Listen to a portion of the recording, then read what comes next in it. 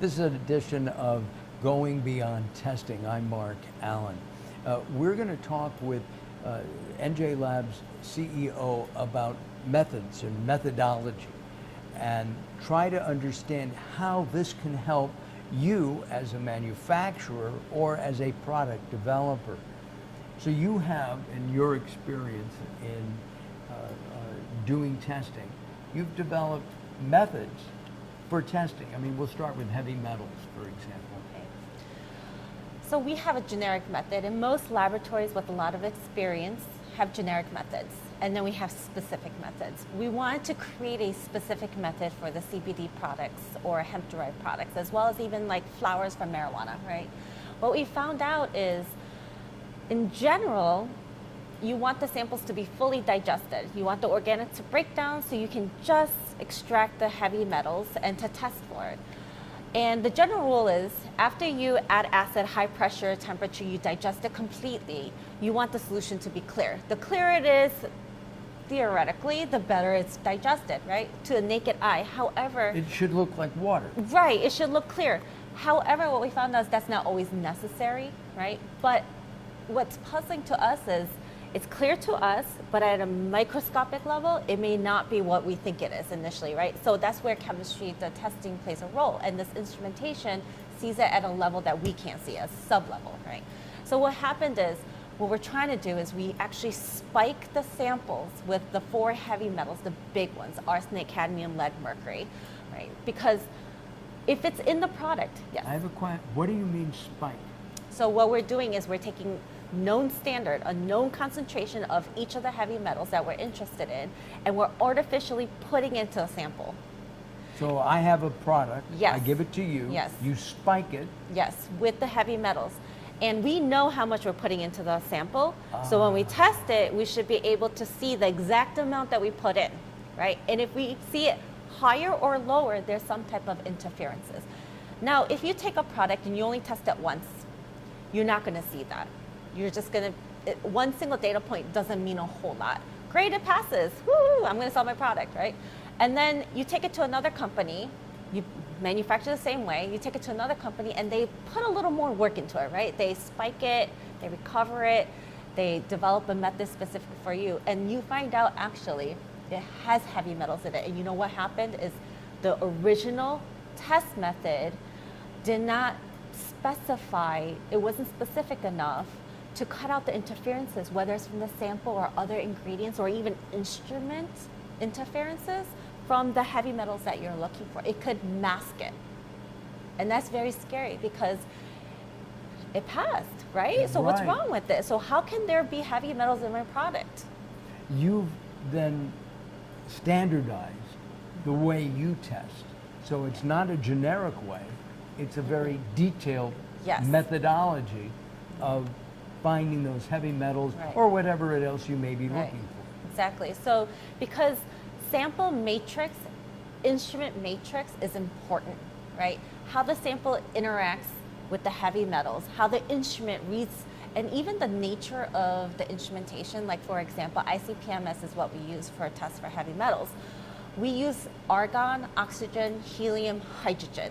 What it does is this plasma kind of, in layman's term, blows up your sample and ionizes it, right? And so you're looking at isotopes, you know, not ionized, but isotopes. You're looking at different isotopes. So certain isotopes for a certain metal, for arsenic, can exist more in nature than often, and it could interfere. It could be artificially showing that there's arsenic in the sample if you don't have a specific method for your product.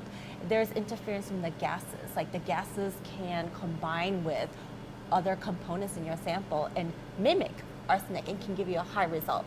Or it can mask it and give you an artificial low result. But if you test repeatedly, you can find out if there's Yes. a malfunction or Right. something else. Something behind the scenes that you're not seeing, right? It's more than meets the eye. Science is way more than what you can visually see. That's why we have instruments. you can use different acids. So you want to find the right acid combination to digest your sample. You want to make sure it's optimized. It's digesting it completely, not 80% of the way or 90% of the way, or you don't want to over digest it either, right? So finding that sweet spot is very important. Like if you play sports and you play tennis, you want to hit the ball in the middle of the racket. That's what we try to do with your products, with just the digestion. Then what we do is we spike it and prep it 6 individual times, right? To show it's consistent, it's precise. Sometimes we use a second person, another instrument, try it on a different day. So no matter when you do it, it's precise. For accuracy, you spike it at 3 different levels, all the metals at one time or separately. It's a lot of work. You're making a lot of solutions, and you want to recover everything you put in artificially into your sample to show that, hey, if there's heavy metals in my product, I can accurately measure it, and there's nothing interfering with it. Well, to use a couple of sports analogies, the tennis, so if you do this, it's love all, right? Love to, and if you spike it, you're winning in volleyball. It's a win-win.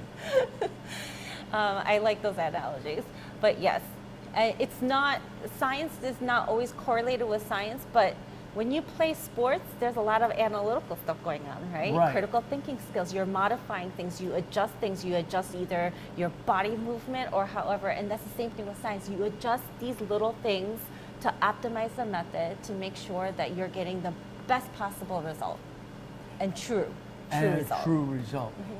And you mentioned, I tested once and I pass. Yeah. You don't recommend that? No, because there's no guarantee that it was a true passing result, right? You have to make sure that the method is accurate to what you're looking for. And if you're not doing the development and the validation work, in a lot of these cases, especially when there's no real standardized methods set yet by the FDA or USP or other regulatory compliance bodies, you want to make sure that you do your due diligence. You're not going to just trust it just because you ran it one time. For me, I'm like, okay, it happened once. Let me see if I can repeat it again. Okay, let me do it again. Let me do it again. And that's what it is. A lot of it is the more you see, the more data you collect, the better equipped you are.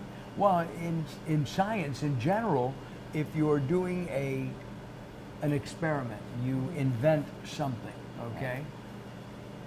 You want a scientist in another part of the country or the world to be able to duplicate what you've done.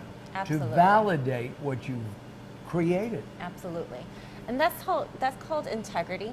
You're supposed to document as you go. If you didn't write it down, you didn't do it. So we want to document everything in such a way that even you can take it and do it at a different location, and you should be able to replicate it. That's a true, rugged, robust method. You took into consideration all the different changes in the instrument or the environment, and you can still reproduce accurate results. Then you have a great method. Well, it seems to me that arsenic, for example, I think of murder mysteries, okay, and I think of Agatha Christie, and all of her stories, okay, and you want to know how that arsenic got into the coffee or the cream or whatever the murderer used to kill the person they wanted to kill. And so it's the same thing here. Yes. You want to know how that arsenic got into your pharmaceutical, your supplement, your nutraceutical, right? Right. So if we test it and we find any of those components, and it fails specification, yes, there's a full-blown investigation that is initiated on our end as well as the manufacturer. A good manufacturer is going to go back and investigate every single inch and corner of their entire process to figure out where it could have been introduced. And we kind of work with all of our manufacturers. We go back and forth, we communicate. It's part of who we are because we don't want to just leave it at that. Hey, it failed, bye, you're on your own. It's not like that for us. We actually work with all of our clients to make sure that we can come to a good resolution. And so that the end product is safe Yes. and effective for everybody, Yes. right? Sandra, thank you very much. This is going beyond testing. If you want information on NJ Labs, visit us first by going to our website. Second, come and visit Sandra. She'd love to show you around, show her her methodology, show her her validations that you can use in your product development, and your product manufacturing. I'm Mark Alyn, and this has been Going Beyond Testing.